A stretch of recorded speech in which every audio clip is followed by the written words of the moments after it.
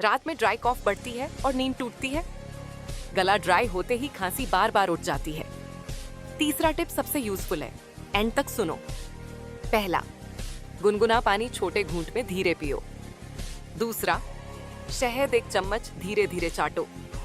तीसरा, भाप लो फिर हल्का वार्म गार्गल करो। सांस फूलना, तेज बुखार या 7 दिन खांसी?